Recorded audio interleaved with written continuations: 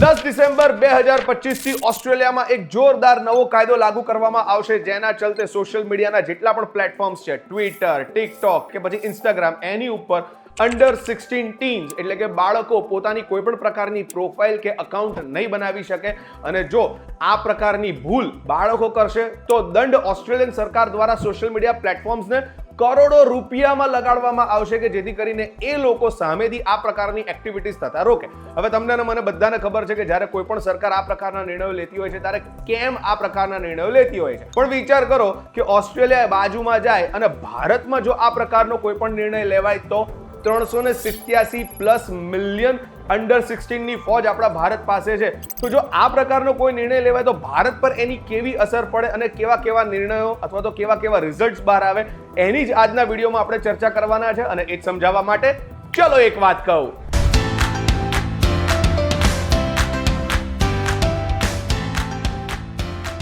Hello, નમસ્કાર, આવી ગયો છું ફરી એકવાર. મારું નામ છે રોકી. લઈને આજની એક વાત. ઓસ્ટ્રેલિયાનો ઓનલાઈન સેફટી એમેન્ડમેન્ટ એક્ટ એ અંડર 16 બાળકોને સોશિયલ મીડિયા પ્લેટફોર્મ્સ પર અકાઉન્ટ બનાવતા રોકશે, એમની પર પ્રતિબંધ લગાડશે. અને કોઈ પણ બાળક ચોરી છુપીથી પણ આ પ્રકારની એક્ટિવિટી નહીં કરી શકે, કારણ કે હવે કોઈ પણ વ્યક્તિએ ઓસ્ટ્રેલિયામાં સોશિયલ મીડિયા પ્લેટફોર્મ્સ પર જો અકાઉન્ટ બનાવવું હશે તો પોતાનું ઓફિશિયલ આઈડી આપવું પડશે, એન્ડ સાથે સાથે બાયોમેટ્રિક પ્રોસેસમાંથી પણ પસાર થવું પડશે, કે જેથી કરીને આ પ્રકારની એક્ટિવિટી રોકી શકાય અને આ નિયમનું બહુ જ સ્ટ્રિક્ટલી પાલન કરી શકાય. પણ જો આ પ્રકારની ભૂલ થાય છે અથવા તો કોઈ પણ અંડર 16 ચોરી છુપે પણ આ પ્રકારનું અકાઉન્ટ બનાવે છે તો સરકાર દ્વારા પર મિસ્ટેક સોશિયલ મીડિયા પ્લેટફોર્મ્સને મિનિમમ 49.5 મિલિયન ઓસ્ટ્રેલિયન ડોલરનો દંડ ફટકારશે. તો ભાઈ આ નિર્ણય કેમ લેવામાં આવ્યો, જરા એ ચેક કરી લઈએ. હવે NHK વર્લ્ડના રિપોર્ટ્સની વાત માનીએ તો અંડર 16 જેટલા પણ બાળકો સોશિયલ મીડિયા પ્લેટફોર્મ્સ પર પોતાની પ્રોફાઇલ અકાઉન્ટ બનાવીને બેઠા છે, તેઓ બાળપણ એન્જોય કરવાને બદલે ન કરવાની ઘણી બધી એક્ટિવિટીઝનો ભાગ બની રહ્યા છે. અને જેના જ કારણે cyber bullying and physical mental હેરેસમેન્ટનો ભોગ બને છે. અને 30% કરતાં પણ વધારે અંડર 16 ટીન્સ એવા છે કે તેઓ ડિપ્રેશનનો શિકાર બની ચૂક્યા છે.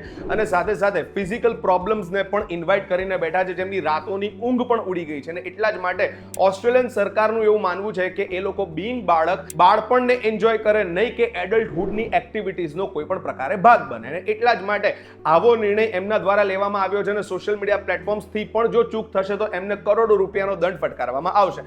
પણ ઇમેજિન ભારતમાં આની શું અસર પડી શકે. ના, ભારતે આવો કોઈ નિર્ણય નથી લીધો, પણ ભારત પાસે બી અંડર 16 387 મિલિયનથી પણ વધારેની ફોજ છે, જો સોશિયલ મીડિયા અકાઉન્ટ્સ બનાવીને બાળપણ એન્જોય કરવાને બદલે એડલ્ટહુડ એક્ટિવિટીઝનો ભાગ બની રહ્યા છે. સો ભારતમાં જો આવો કોઈક નિર્ણય લેવાય તો શું થાય? વર્લ્ડ બેંક અને યુનિસેફના એક ડેટા પ્રમાણે 9 થી 17 વર્ષની વચ્ચેના જેટલા પણ ટીન્સ છે, એમાંથી 60% ટીન્સ એવા છે કે જેઓ દિવસના 3 કલાક કરતાં પણ વધારે સમય એ સોશિયલ મીડિયા પ્લેટફોર્મ્સને આપે છે. અને જે એક્ટિવિટીઝનો ભાગ બનવો જોઈએ એના બદલે બીજી ન કરવાની એક્ટિવિટીઝનો ભાગ બની રહ્યા છે.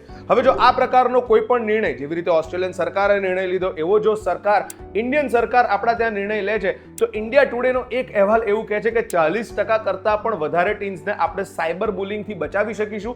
કારણ કે 47% ટીન્સ એવા છે કે જેઓ પોતાના પેરેન્ટ્સની જાણ બહાર ન કરવાની ઘણી બધી એક્ટિવિટીઝનો ભાગ બને છે, જેની અંદર ડ્રગ્સ અને સ્મોકિંગ પ્રકારની ઘટનાઓ પણ આવે છે. જો આ પ્રકારના કોઈ પણ નિર્ણયને લેવામાં આવે છે તો સરકાર દ્વારા ઓનલાઈન એક્ટિવિટીઝ 100% રોકવામાં આવી શકે છે, પણ એની સાથે સાથે ઓફલાઈન એક્ટિવિટીઝના ઘણા બધા ડોર્સ ઓપન થઈ શકે છે, જ્યાં ટીન્સ ફિઝિકલ અને મેન્ટલ એક્ટિવિટીઝ દ્વારા પોતાની એબિલિટીઝ એક્સપ્લોર પણ કરી શકે છે અને સારા ફ્યુચરિસ્ટિક પ્લાનને એક્સપાન્ડ કરવા માટે બહુ જ એકાગ્રતા એટલે કે કોન્સન્ટ્રેશન સાથે વર્ક પણ કરી શકે છે. આપણા ભારતમાં 50 કરોડ કરતાં પણ વધારે સોશિયલ મીડિયા યુઝર્સ છે, જેની અંદર 10 થી 15 કરોડ યુઝર્સ એ અંડર 18 છે. અને એટલા જ માટે સોશિયલ મીડિયા પ્લેટફોર્મ્સ પર એમના માટે એડવર્ટાઇઝમેન્ટનું માર્કેટ એ અરાઉન્ડ 5000 કરોડ રૂપિયાનું છે. હવે જો આ પ્રકારનો કોઈ પણ સ્ટ્રિક્ટ નિયમ આપણા ભારતમાં અપ્લાય કરવામાં આવે છે તો સોશિયલ મીડિયા પ્લેટફોર્મ્સની આવક 10 થી 15% તાત્કાલિક ધોરણે ઘટવાના ચાન્સીસ ખરા.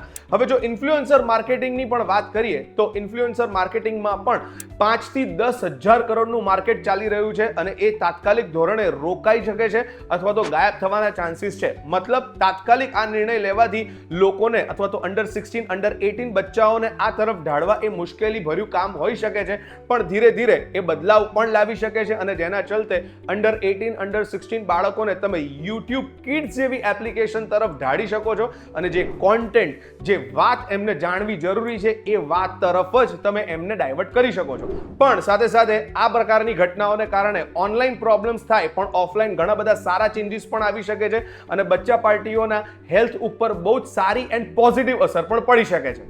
Moral of the story, Australian સરકાર દ્વારા આ પ્રકારનો નિર્ણય લેવામાં આવ્યો છે. બહુ જ સ્ટ્રિક્ટલી આ કાયદો 10 ડિસેમ્બર 2025 થી ફોલો કરવામાં આવશે, જ્યાં અંડર 16 કોઈ પણ બચ્ચું સોશિયલ મીડિયા પ્લેટફોર્મ્સ પર પોતાની પ્રોફાઇલ કે અકાઉન્ટ નહીં બનાવી શકે, ચોરી છુપીથી પણ નહીં બનાવી શકે અને જો એ બનાવવામાં સક્સેસફુલ જાય છે તો ઓસ્ટ્રેલિયન સરકાર દ્વારા સોશિયલ મીડિયા પ્લેટફોર્મ્સને કરોડોનો દંડ ફટકારવામાં આવશે. બાય ધ વે, હવે જો કોઈ પણ વ્યક્તિ ઓસ્ટ્રેલિયામાં સોશિયલ મીડિયા પ્લેટફોર્મ પર અકાઉન્ટ બનાવવા જાય છે તો એમણે પોતાનું ઓફિશિયલ આઈડી અને બાયોમેટ્રિક પ્રોસેસમાંથી પણ પસાર થવાનું રહેશે.